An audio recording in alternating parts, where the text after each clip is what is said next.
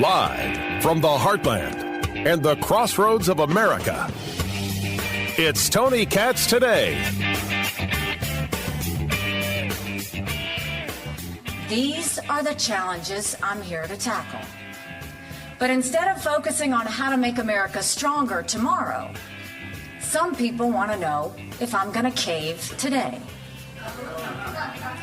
We've all heard the calls for me to drop out. We all know where they're coming from.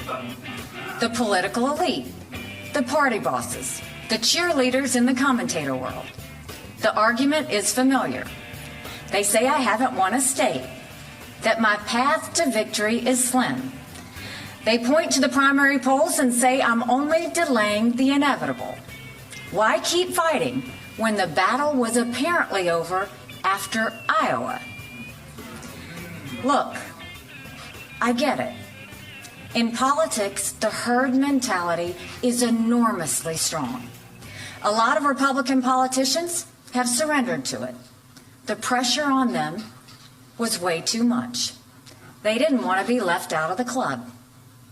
Of course, many of the same politicians who now publicly embrace Trump privately dread him. They know what a disaster he's been and will continue to be for our party. They're just too afraid to say it out loud.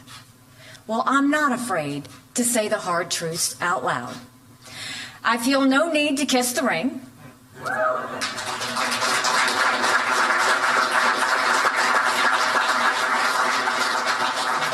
I have no fear of Trump's retribution. I'm not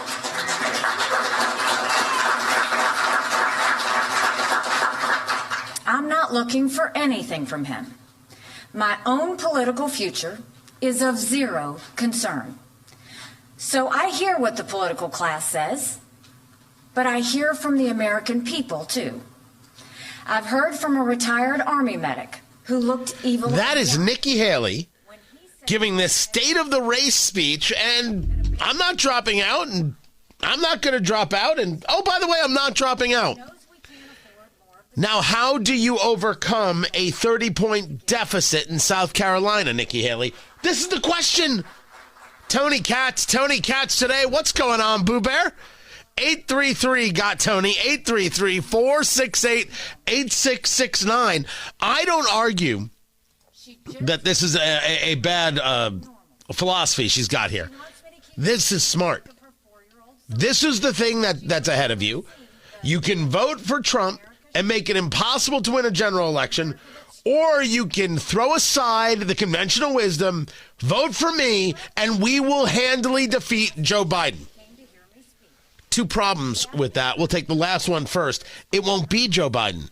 That's why she says there's going to be a woman in the White House. It'll either be me or it'll be Kamala Harris. That's why she uses that line.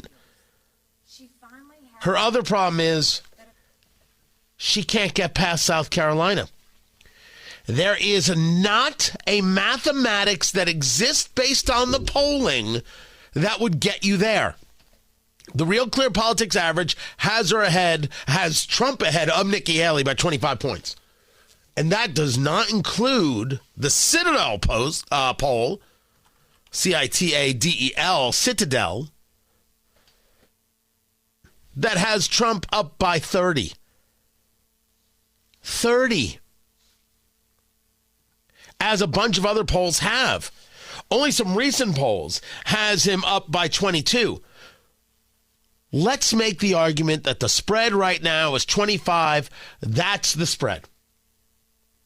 Trump is ahead of Haley by 25. I ask you, is Nikki Haley going to outperform the polls by 16? That would mean she loses by 9. But would so overperform that she could make an argument for staying in the race. Do you listen to the level of fantasy occurring in that conversation? I've said it. I meant it. Trump is going to be very difficult to get across the finish line for a general. He isn't beloved by the country. DeSantis would have been easier. That's my take. But here we are. Here we are, Boo Bear. Here we are. How do you get past South Carolina? She's trying to do it by making the argument of, look, you can make a decision now or you can make a decision later. But if you make a good decision now, you'll have an easier decision later. That going to fall on anybody's ear and make them change their mind? I'm used to people questioning my intentions, so I'll make a few things clear. Some people used to say I was running because I really wanted to be vice president. I think I've pretty well settled that question.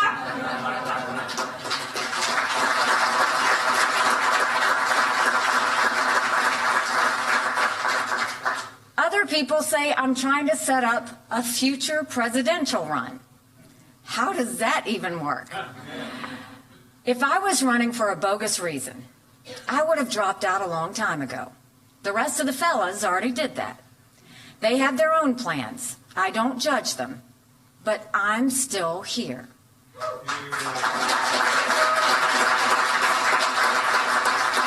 She's got to stop with this fella's talk. It doesn't work. And you might be asking me, why are we even listening to her? She has no shot.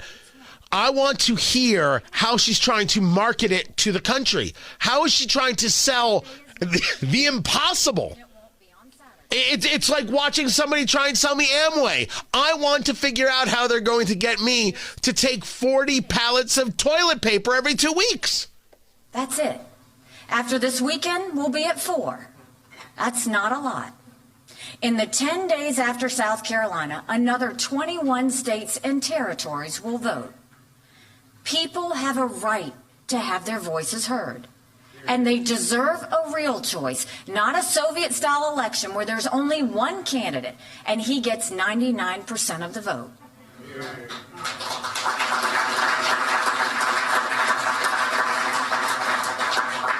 We don't anoint kings in this country.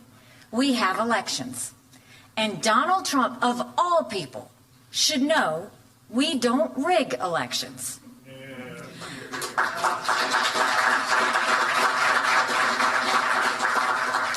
Americans of every belief and background are tired of our national mess.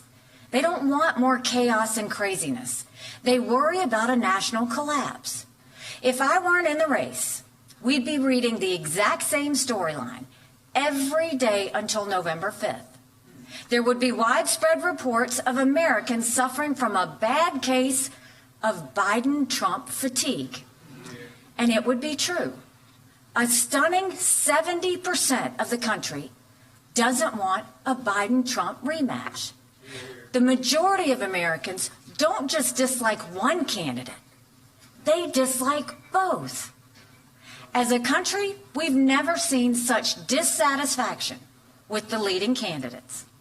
We've never had so many Americans mired in pessimism and division. We still have a chance to restore their faith.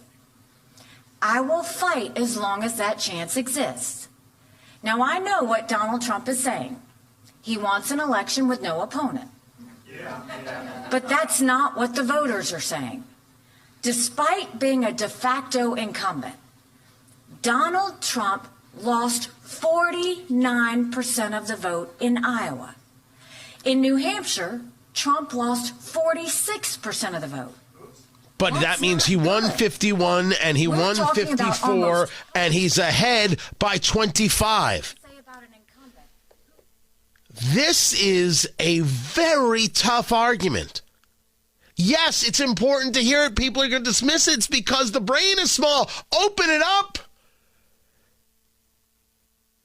Does Trump not want an opponent? Of course Trump doesn't want an opponent. Trump wants fealty. Trump wants sycophants. Trump wants to be adored. Nothing else. This is who he is. Okay. As long as I get lower taxes out of the thing and a better economy, I'm cool.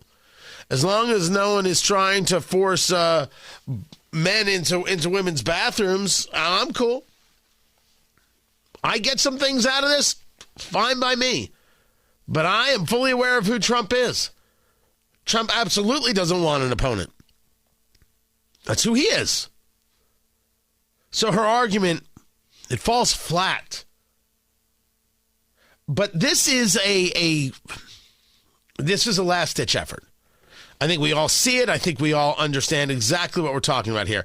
This is a last-ditch effort to try and say, hey, you have a choice. And to that end, a vast majority of Americans don't want a rematch. Again, true in a general, but not true in a primary, which is, of course, our issue, isn't it? Our issue is, in the primary, we did not give ourselves an opportunity to fight for the country. Like wounded ducklings, we rallied around the duck. We're going to protect you. We're going to take care of you. We're going to not let them do this to you. I can say here and now, without question, that what they have done to Donald Trump is as wrong can be. It's awful. It's disgusting. It's despicable. It is absolutely un-American. It is wholly unethical. You will not get me to disagree at all. But I'm talking about how you win a general election. And Trump is not as popular as you would like him to believe that he is. That's all. That is not anger. That's just fact, kitten. Fact. And I wanted to make it easier on us to get over the finish line and take the presidency. I also want to make it easier on those down ticket races to get the Senate and the House, because Lara Trump is as wrong can be. It's not just focused on getting Trump elected. Win the Senate, keep the House, get governor's mansions, get state houses. It's as if these people have never actually thought about the job before, because to them, the job only exists in one direction. And too many Trump supporters, it only exists in one direction. As if somehow he could do it alone. But he can't. Because no one can. Because that's not the way the system works. And me, I'm trying to work with a system. A good system, by the way. Yes, I understand how they're bastardizing it. And yes, I understand how we have to fight back to ensure that doesn't happen again and those people get held to account. Trump in the White House and no backup, that's the way to do it? Not taking governor's mansions, not taking state houses, not winning the Senate, not winning the House, not safeguarding elections for the future? Sorry, it's not really an answer. Now you say to me, Tony, are you trying to make Nikki Haley's case? No, I was making the case for anybody who wasn't Trump. I'm making the case for why we have an issue going into a general if Trump is the nominee. I can't make Nikki Haley's case. There's no case to make. The level of miracle she needs in South Carolina is so great. The bushes need to burn and the seas need to part. And somehow and in some way, I'm trying to think of what other great miracle has to take place. More people are likely to believe Jussie Smollett than they are to see a victory for Nikki Haley in South Carolina. So what is this speech? More unstable and unhinged. He spends more time in courtrooms than he does on the campaign trail. He refuses to debate. He's completely distracted. And everything is about him. He's so obsessed with his own demons from the past, he can't focus on delivering a future Americans deserve. We have two hugely flawed candidates in Biden and Trump. Americans know it. They've been saying it for years, and we all know why. Trump and Biden are two old men who are only getting older. Nearly 60% of Americans say Trump and Biden are both too old to be president, because they are. We've all seen them fumble their words and get confused about world leaders. That's not who you want in the Oval Office when Russia launches a nuclear weapon at our satellites or China shuts down our electricity grid. We're talking about the most demanding job in human history. You don't give it to someone who's at risk of dementia.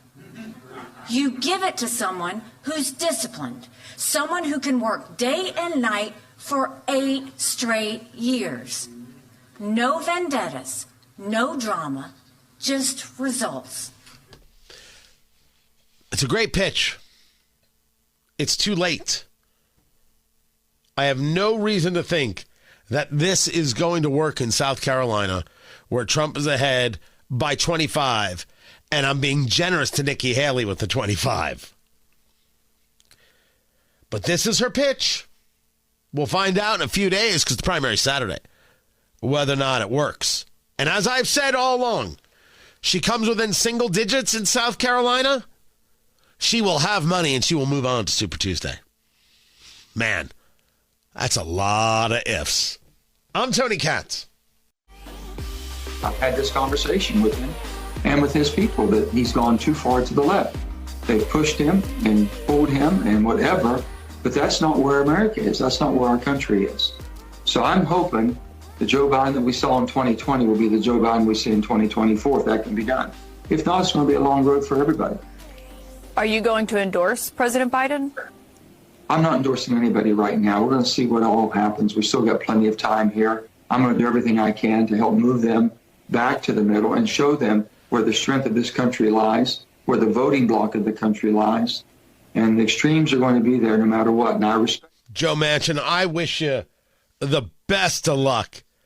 But you really think, I mean, just for making sure we're all on the same page, you really think you're going to move Joe Biden back to the middle? You're a bit late for that! 2 things. First, no, you're not. He needs the most progressive wing of the party in order to win.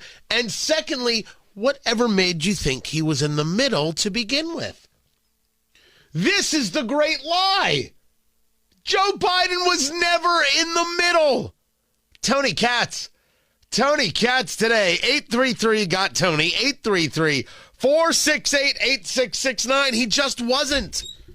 He was always a progressive. Always a lefty. Always a jerk. Always an egomaniacal you-know-what. Always. It's just compared to the newest round of people, he seemed rational. But of course, that was never the case. And now that is absolutely over. Over. And he has got a host of issues that he has to deal with on his side as he runs for re-election. Now, just between us, we all understand that he's getting replaced on the ticket, right? Joe Biden is getting replaced on the ticket. That's happening. But let us, for now, while he is still the candidate, let us discuss it as him. Joe Biden is getting pushed to the left, as you have heard, on every subject. And he has had to deal with reality while his party doesn't believe in reality. One of those places has to deal with electric vehicles. This from MSNBC just today. A potential speed bump in the American automotive industry's road to going green. The Biden administration may be tapping the brakes on its push to reduce auto emissions as dealerships struggle to get electric vehicles on the road. I want to bring in NBC's Tom Costello to talk more about this. What exactly, Tom, is changing here? Well, the Biden administration is going to slow or talking about leaning towards slowing the rollout of tougher new emission standards, tailpipe standards. And the reason is this. Both the auto industry, which has spent a lot of money on this already going to EVs, and also the auto workers are saying they simply need more time to make the transition over to electric vehicles. That's not true. America has spoken. And what they have said about electric vehicles is, and I'm quoting, not to the idea of an electric vehicle, to the cost. I've told you that I have a sponsor for my radio show, a Ford dealership here in the Indianapolis area called Andy Moore Ford. Great, great people. And I have driven now from them the Mach-E, which is the electric Mustang. Why they called it the Mustang, I have no idea. Very cool. I drive right now the Lightning, which is the F-150 electric. That car is unbelievable. It's unbelievable. It is comfortable. It is laid out beautifully. It is a rocket ship when it comes to speed, and the ride is as smooth as anything I've ever been in, ever. It is sensational. I can tell you how sensational it is from now until the end of time.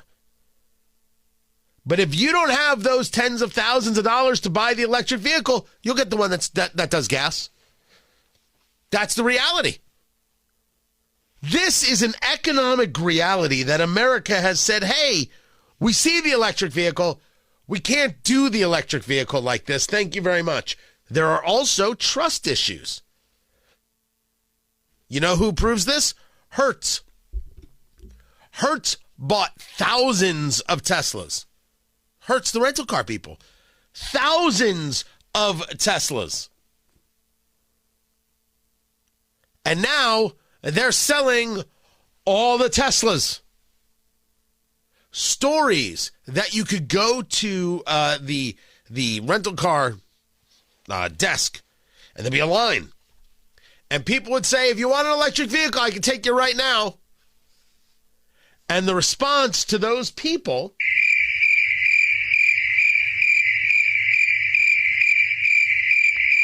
because when you're renting a car, you don't want to have to figure out where the charging station is. You don't know how long it's going to be. Is this the neighborhood you want to be in? You're not sure where you are. Yeah, I'll just take the gas. I'll take the thing that I know works perfectly, and I don't have to worry or concern myself with where I'm going to get more power. Now, maybe in 10 years, that won't be the conversation. But it is today. The Biden administration tried to force this upon Americans because his party, these radical green ideological freaks, demanded it. They demanded something that was not reality-based, but they don't care because they're not reality-based.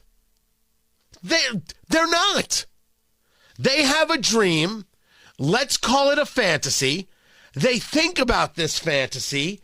They get excited about the fantasy. Yes! Yes! Yes! Yes!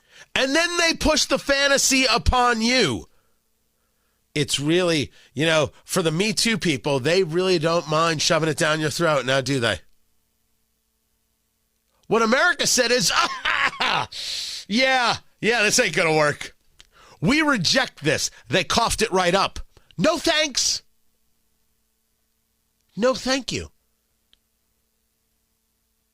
I have zero issue with electrical vehicles. Electrical vehicles. What am I? Electric vehicles. Much better, Tony. Let's pretend you understand words. Zero. I'm telling you, I drive one. It is stunning. But America can't be forced into this. They don't want it. Hybrids, they'll look at. But all electric all the time? The cost is too much. And then there are the questions and the concerns they have about charging stations and distances and, mileage. No thanks. They don't want it. Thus, the administration is left in a bit of a quandary. We thought we could force everybody into taking these electric vehicles. Now we've created these outrageous CAFE standards, these outrageous fuel efficiency standards. And if we are to really hold to them, we're not going to have new cars sold in 3 to 5 years. It just won't happen. There are states like California that are set up, I think it's 2030, you cannot purchase a new gas-powered vehicle. Maybe a hybrid, it has to be electric. Of course, this is a ridiculous idea. Just like it was ridiculous for General Motors to push itself to an all-electric fleet. You were wrong. Volvo is wrong. Wanting to add in electric vehicles, you gave it a shot. Some places it worked, some places it didn't. You're going to live and learn. Ford has cut production of the Lightning. There aren't as many people who want it. reality. So reality is forcing Joe Biden to make a change that his party is going to just be apoplectic about. Wait till Democrats hear that electric vehicles are not being forced on you, me, and we. You're a little bit racist. Well, you're a little bit too. Of course, that's going to be environmental justice and all that jazz.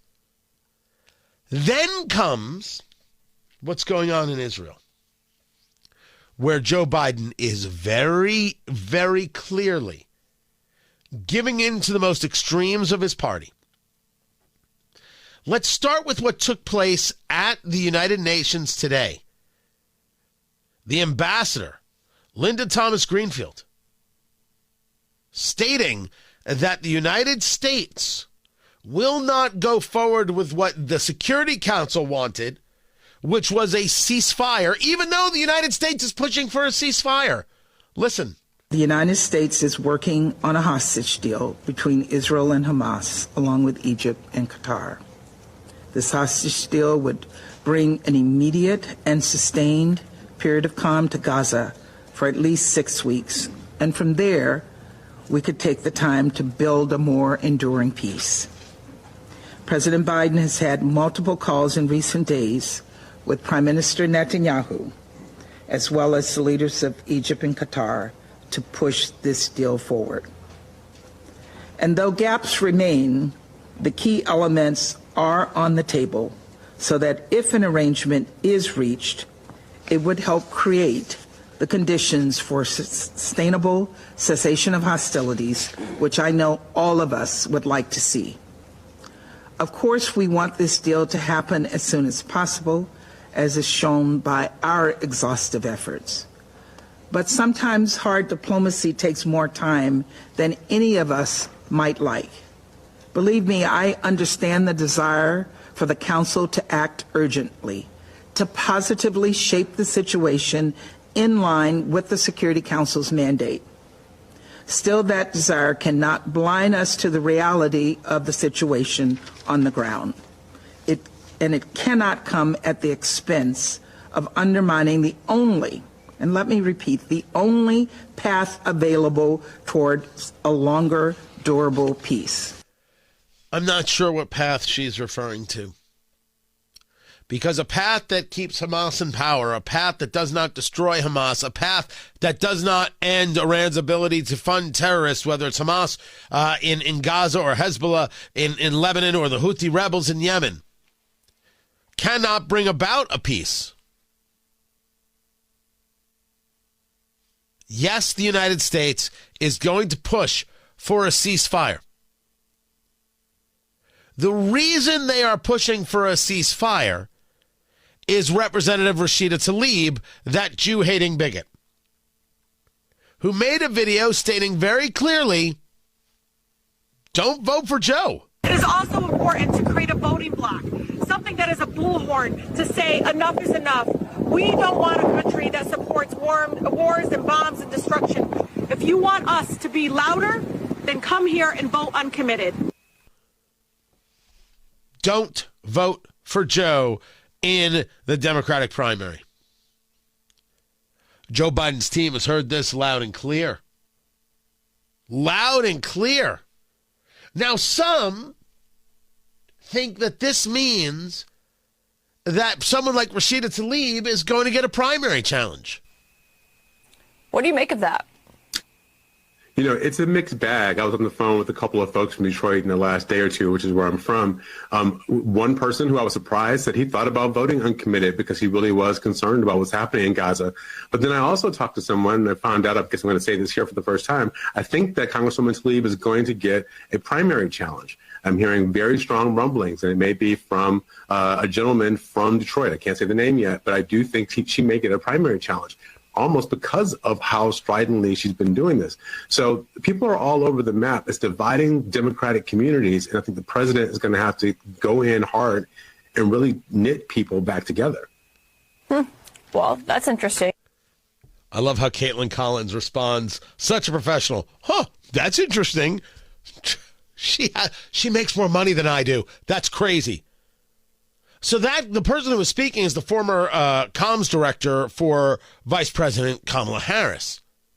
She might get a primary challenge. That, of course, is possible. But what is reality is that Joe Biden is going to go along with whatever the left wants here and is willing to put the screws to Israel and to hell with a foreign policy of value. This is former U.S. Representative Democrat Andy Levin. Here's the situation. Joe Biden must win in November. We cannot let Donald Trump anywhere near the White House again. To win in November, Joe Biden pretty much has to win Michigan. Unless Joe Biden changes course on Gaza, I don't see how he can win Michigan. You see that? He has to win Michigan, otherwise Trump will be president. And to keep Trump from being president, you have to tell Israel to suck it. That right there is as clear of an understanding of where these progressives are. Throw your allies under the bus. Don't pretend anymore like somehow we're opposed to terrorism.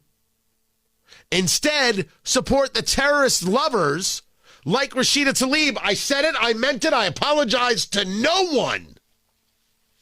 And the people who support her, by the way.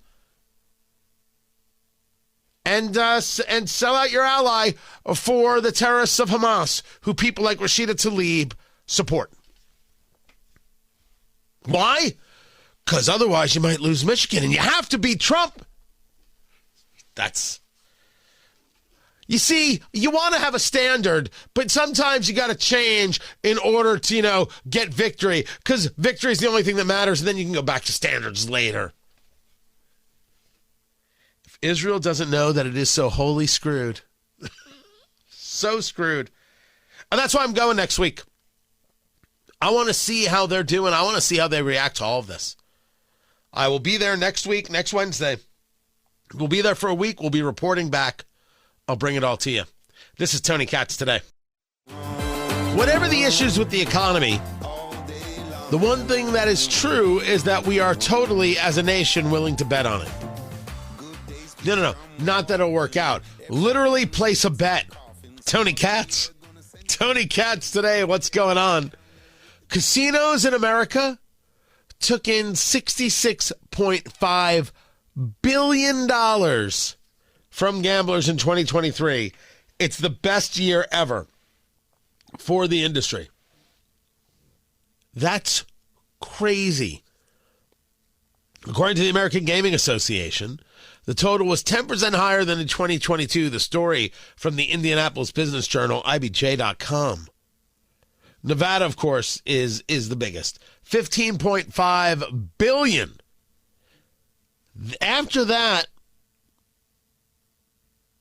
is Pennsylvania. Why Pennsylvania? What casinos in Pennsylvania I don't know about. And then it's Atlantic City at $5.77 billion. Look, it's been a long time since I've been in AC. AC is rough.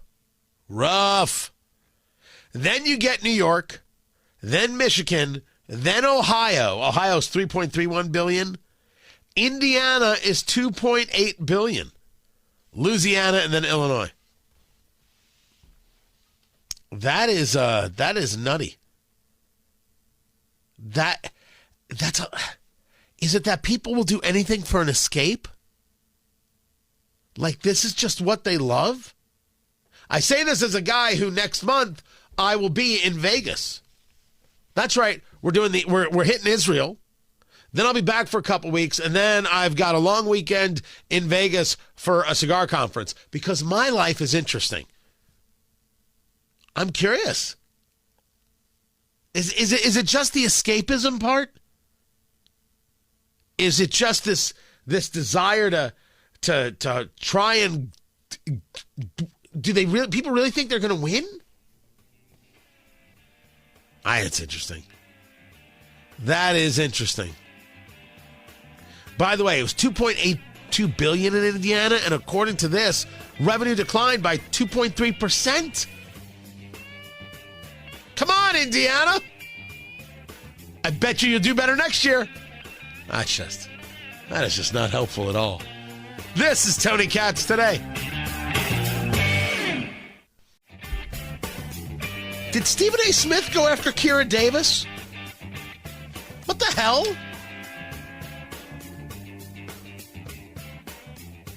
I'm just about to talk about how the Russians arrested a 33-year-old with dual citizenship between Russia and the United States for allegedly spying or raising money to support Ukraine. And then all of a sudden I run into this.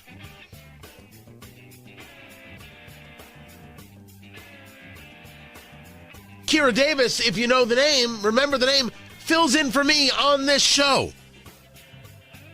You want to know how long I know Kira Davis? Kira Davis got her start in my chat room over a decade ago. Kira is fantastic. I don't agree with her on everything. But as a mind and as a person, absolutely spectacular. And I'm as supportive of her and her career as the day is long. She had written an article in Newsweek. I had actually reached out to her about this, saying, hey, I want to talk about it. She was driving back from wherever it was. She couldn't do the show. And it was about Fani Willis, the district attorney, Fulton County.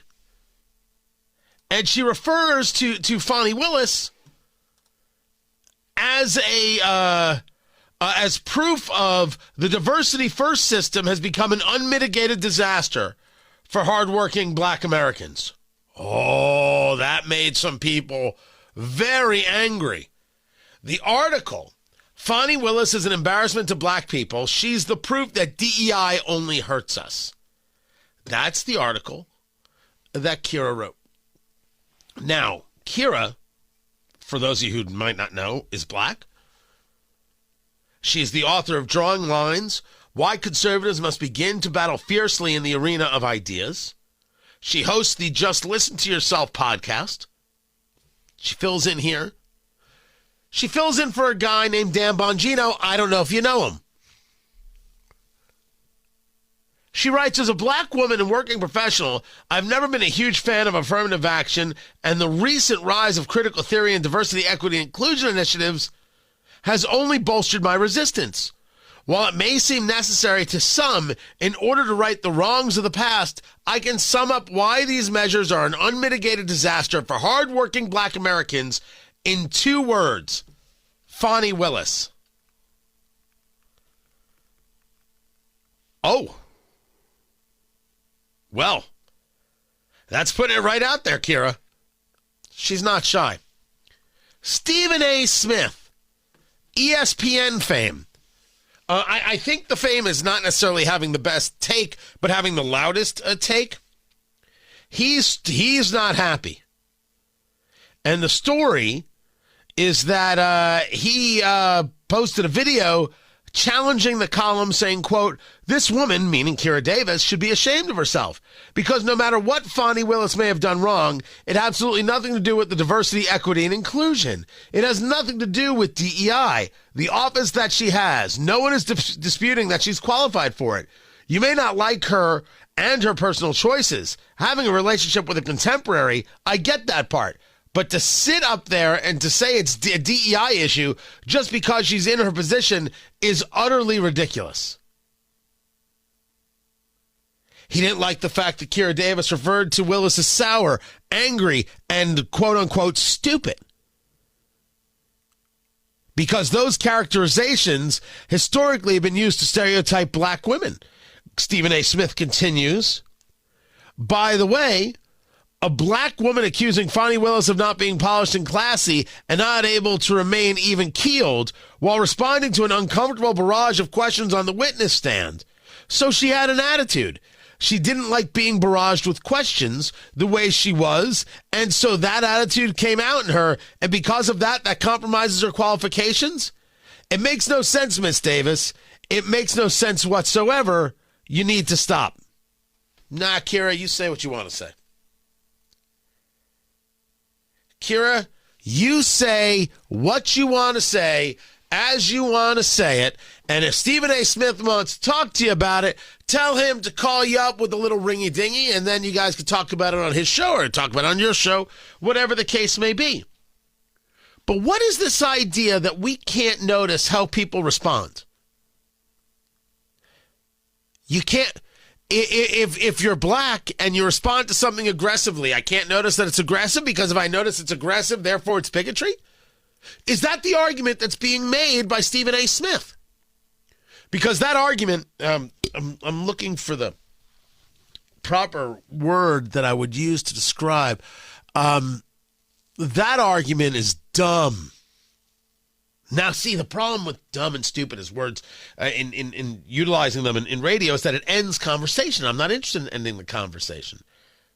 Of course, a black woman can look angry on the stand, and so can a white man. So can a white woman, and so can a black man. People can look angry. They can also look entitled. They can also look like elitist snobs. That's exactly how I would have described. Exactly how I would have described Fani Willis. There she is giving her testimony. Why? Because she was involved in a sexual relationship with the man that she hired to be the prosecutor of Donald Trump, utilizing this RICO predicate. She was in a sexual relationship with him. This is undeniable. And of course, it was Fani Willis who told us that the reason to vote for her is that she's not somebody who's going to be having sex with the people that she hires. Oh, she would never do that kind of thing. Nope, not our Fani. Because they deserve a DA that won't have sex with his employees. Because they deserve a DA that won't put money in their own pocket when it should go to benefit children. Because we deserve better. For the record, she claims that Nathan Wade, the prosecutor, her lover, isn't an employee, but rather is a contractor. And therefore, it's totally fine that she's banging him. I don't know if she said it like that. That's the way I took it. I was reading into a little bit of her words there. She came across smug. She came across elitist. She came across, who the hell do you think you are? Don't you know who I am? Oh, we've seen this from all sorts of people. What was the name of the state rep in Pennsylvania? He's being thrown out of a bar, and he's arguing with this one, arguing with that one. Eventually, it's, don't you know who I am? I'm going to shut your bar down. He was a white guy. Anytime you do this, do you know who I am? Anytime you do this, it's a black thing you wouldn't understand. Remember, she had cash. It's a black thing you wouldn't understand. Oh, well. That's a good defense. It's acceptable to notice. Now, is Fani Willis a DEI hire? It's a great question. It is a real issue that you take a look at a professional, pilots, for example. You take a look at someone who is a black pilot or someone who is a woman pilot, do you immediately say to yourself, man, I really hope they're qualified? I've heard people have that argument, and I have said, oh, no. The problem that other people will not admit to is that Claudine Gay was not immediately called out for being a fraud. The political left wants to act like it is being put upon, like it's standing up for people and standing up for people's rights and standing up against bigotry. No, you have inculcated the bigotry and protected the bigot. Claudine Gay is a plagiarist and a fraud, and she should have been fired from Harvard. And the political left said, why are you going after Claudine Gay? It must be because she's black. That was indeed the proof that she was a DEI hire.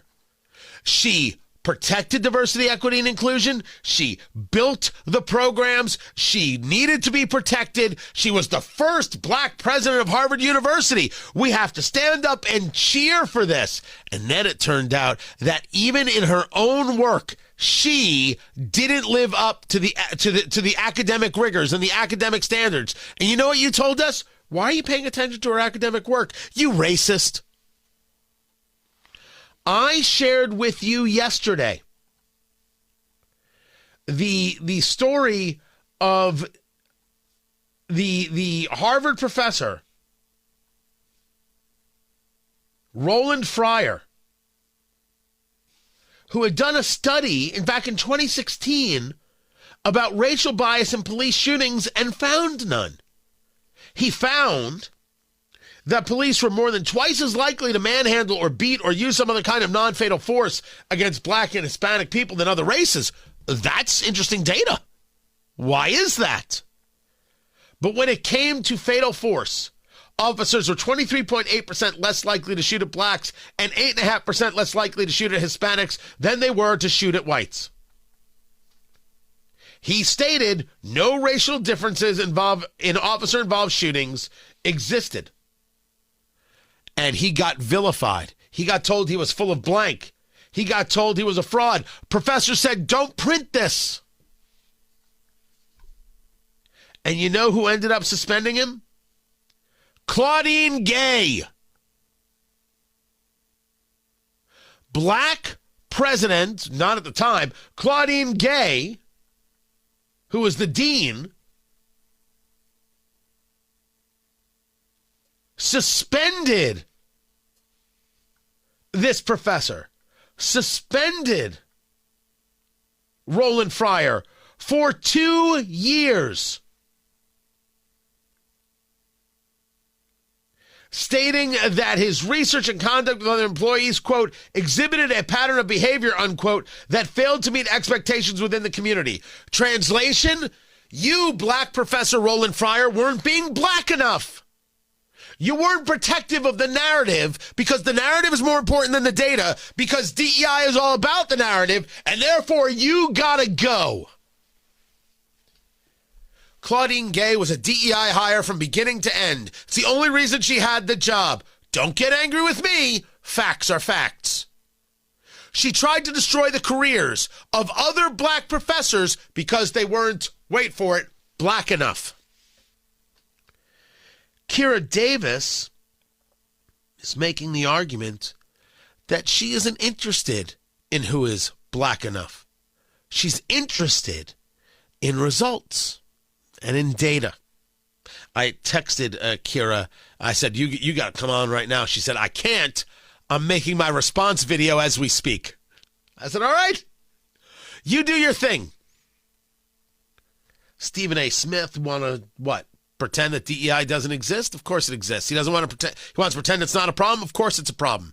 DEI protects ignorance and foolhardiness. It protects the hateful and those people who engage the most hate. It is meant to build a cocoon around questions. Or against questions, I should say. Around people against questions you can't ask because the act of asking is bigotry. The act of noting that Fani Willis looked like an entitled jerk on the stand, where it came out that she was having a sexual relationship with her employee and possibly getting kickbacks because he would pay for the vacations they took, and my gosh, they took a lot of vacations, and she allegedly paid him back with cash. No receipts, but allegedly paid him back. And she looked angry, yes, and she looked entitled, yes, and she sounded entitled, yes, and she came off as rude and despicable. We're not allowed to note that? We aren't allowed to note, Stephen A. Smith, this kind of commentary? Isn't it true that you met Mr. Wade in October 2019 at the judges' conference? We haven't gotten to the point where Ms. Willis should be treated hostile in this situation. I think we have. I very much want to be here, so I'm not a hostile witness. I very much want to be Not here. so much that you're hostile, Ms. Willis, it'd be an adverse witness. Your interests are opposed to Ms. Merchant's. Ms. Merchant's interests are contrary to democracy, Your Honor, not to mine. That's how you talk about another lawyer? She's contrary to democracy in this dismissive fashion. We shouldn't notice? Oh, Stephen A. Smith. Stephen A. All right, man. I think you and Kira Davis are going to have a lovely conversation. I don't think anybody, regardless of their skin color, white or black, Asian or Hispanic, pick any hue, anywhere, should be immune from some level of critique because of that skin color. And if you believe that they should be, Stephen A., well, you would just be wrong, now wouldn't you? I look forward to Kira Davis's response. Very, very much. I'm Tony Katz. This commentary from Kevin O'Leary over there at Shark Tank, the name of the show, talking about the Trump fraud trial. What fraud? It's exactly the point he makes to the CNN host, Laura Coates. Tony Katz. Tony Katz today. The phone number, 833-468-8669. Give a call. Feel free. 833-GOT-TONY, 833-468-8669. $355 million verdict. What is... Over what? No actual crime?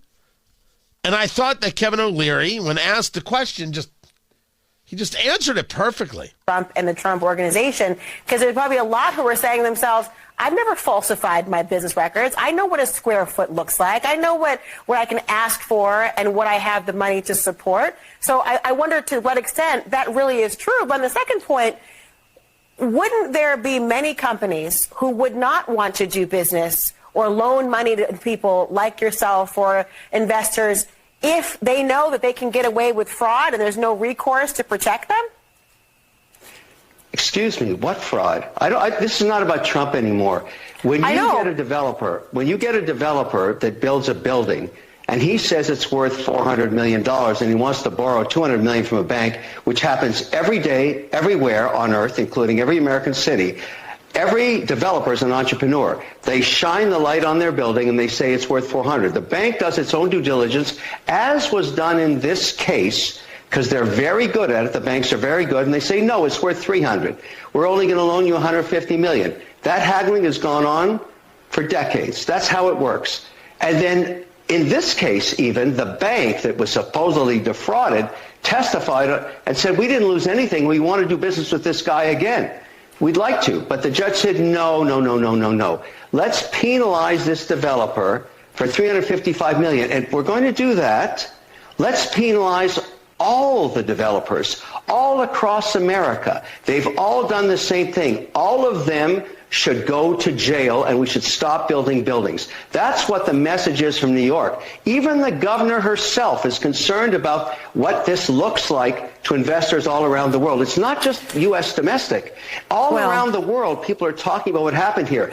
You really think people want to invest money in New York after this? I don't, and I think it's an unbelievably well stated position. There was no crime here, but yes, Kathy Hochul, the governor, is all about cheering this. She is overjoyed to cheer this, and to make the statement that this is sending a loud and clear message, some message that's loud and clear. The loud and clear message is that we, as the state of New York, if we want to go after you, we will. We don't care what we can get you on, we'll do it. And we're proud of that fact. It's a weird thing to be proud of. It's also weird when we head over to Kansas City and this shooting that took place at the Super Bowl parade. It's weird that there's nothing else about this story, except, of course, these remnant conversations like the mayor of Kansas City. His name is Quentin Lucas, referring to the governor Missouri Parsons as a racist. He's going to join us later on in this program. After the shooting, he said we can't let some thugs and criminals just take over and ruin what happened. I gather that's not quite your assessment of what happened that day. I have respect for the governor. We get along well. I disagree strongly with how he would describe that situation. I certainly do think this was criminal activity. It was lawlessness, and I think that that's troubling. But thugs is a dog whistle in the most classic sense. And I have seen this dog whistle time and again. There's this kind of giant conservative theory on social media now that the reason that mugshots haven't been shown is because the purported defendants are black. And if it were a white defendant, we would have just shown them. That is absolutely preposterous. There are protections to juveniles. Our city has a gun violence problem. There is no question that people believe that if they were white, we would have already seen mugshots. If they were white, we'd still be talking about this story. There is no question, Mayor. It's not a dog whistle. There are thugs, and there are kids who act like thugs. But it doesn't change, the use of the word doesn't change the fact that this story disappeared. And it disappeared because they were kids who were black. Because if they were kids who were white, this story would still be a story. And since we have seen this and things like it time and again, how about just admitting to that? Let us all be clear and honest about the fact that this double standard does happen, and it shouldn't. Because if these things matter, we should discuss them. And I want to say for the record that these things matter.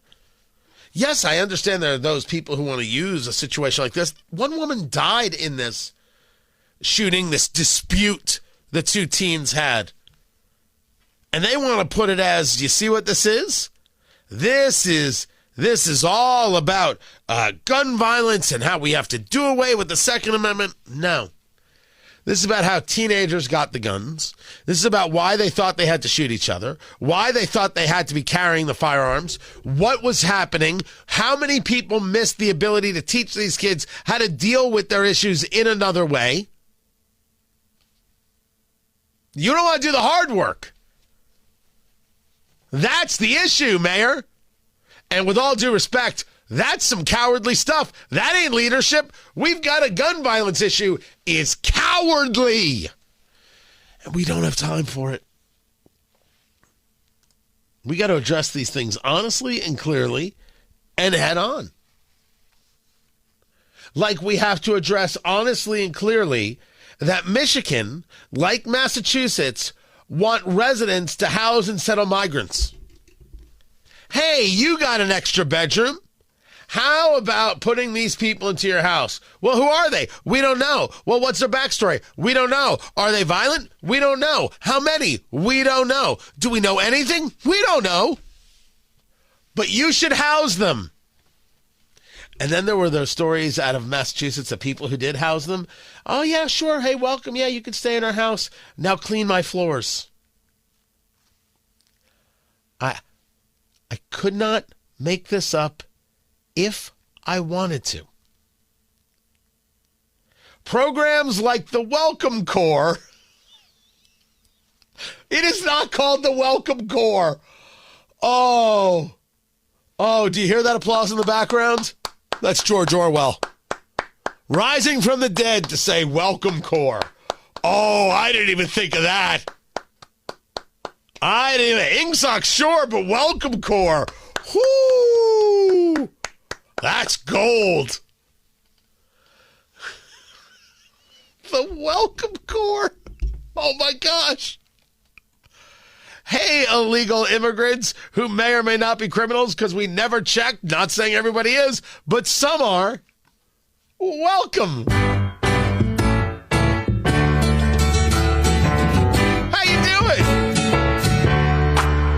Welcome back. Got your room right over here. Your dreams were your ticket out. If you need another pillow, it's in the closet. Welcome back to that same old place that you laughed. We serve dinner at 6 o'clock. It's going to be soup. Dreams have all changed since you hung around. Side of cornbread. But those dreams have remained and they've turned around. No, sorry, that's my daughter's room. You can't go in there. I said that's my daughter's room. You can't go in there. I said that's my daughter's room. You can't go in.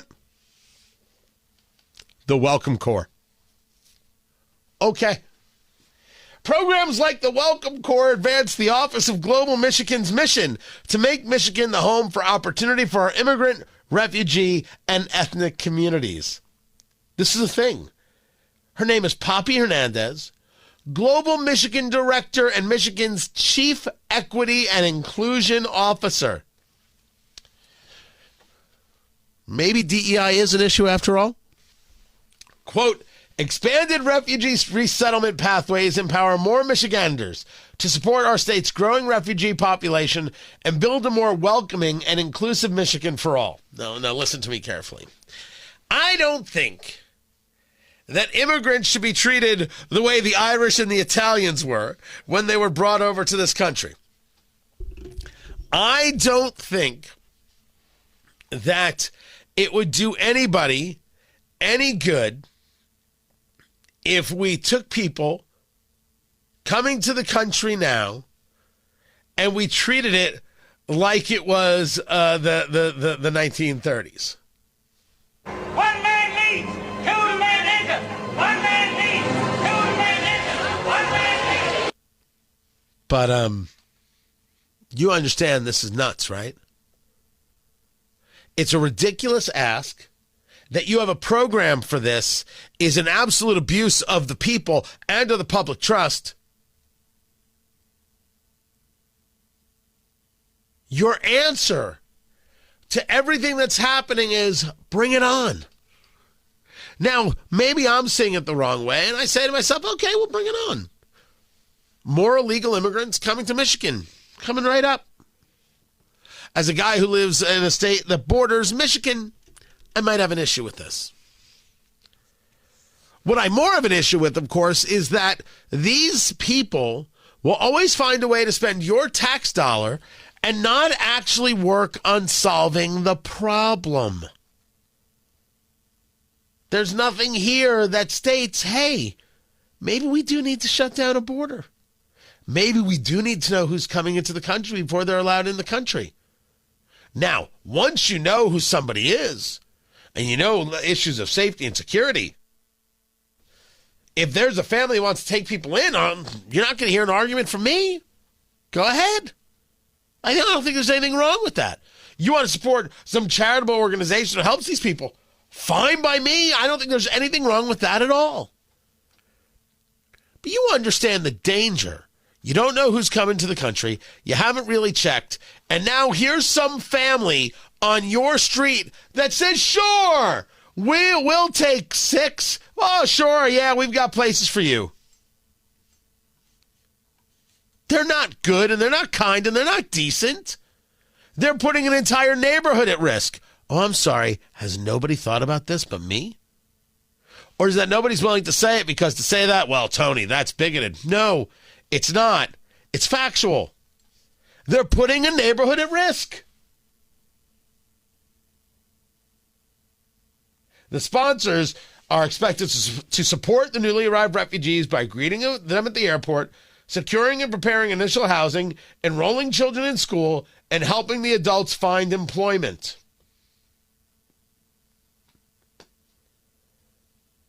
So, no tax paying first, just enrolling kids in school. Now, do the kids have to know English? Or it's now incumbent upon the school district to say, sorry, we need to divert funds to ensure that we can provide translation services for all these new students none of whose parents paid any taxes whatsoever for the schools. If you think your kids were behind before because of COVID, let's start taking a look at how students are behind in places like Michigan, in places in Massachusetts, where they've said, take people in. Let's look. Let's watch. You could argue that I'm not being a good, kind citizen. I'm not being a good, kind American. I'm not having an open door policy and being caring and compassionate. No part of that is true. I believe the compassion comes by not having an open border, by checking to see who comes into the country, by saying we welcome legal immigration, but we say no to illegal immigration to show respect for those people who actually want to be here and live here and thrive here, and not the people who just want to do harm and damage. And oh yes, there are people coming across the border who want to do harm and damage. Take a look at Randall Island in New York. This is Tony Katz Today. I will give you the state of the race, Nikki Haley. You cannot win South Carolina. There is no data that says it is possible. Tony Katz Today. Good to be with you. Nikki Haley with her state of the race and making her push and making her claims and making her argument. The argument is that there's no poll that shows you in less than 20 points of Donald Trump in South Carolina. You have a primary this Saturday, and you're not going to come within single digits. That's the ball game. Yes, plenty of polls show you beating Biden head to head. Yes, if we wanted to discuss how or what would be the easier lift in a general election, you have a strong argument to make. I also believe DeSantis had a strong argument to make. Then again, I've been saying from the beginning, we could have had DeSantis. Trump is the toughest sell in a general election. But to get to a general, you have to win in a primary. And the numbers don't show it. Do last-minute statements and speeches and maneuvering, does it move people? I can't see it. Everything is possible, but that doesn't mean it's probable. But the primary will be in a few days, and we will watch it happen. Find everything at TonyKatz.com. TonyKatz, TonyKatz.com. Tomorrow, everyone, take care.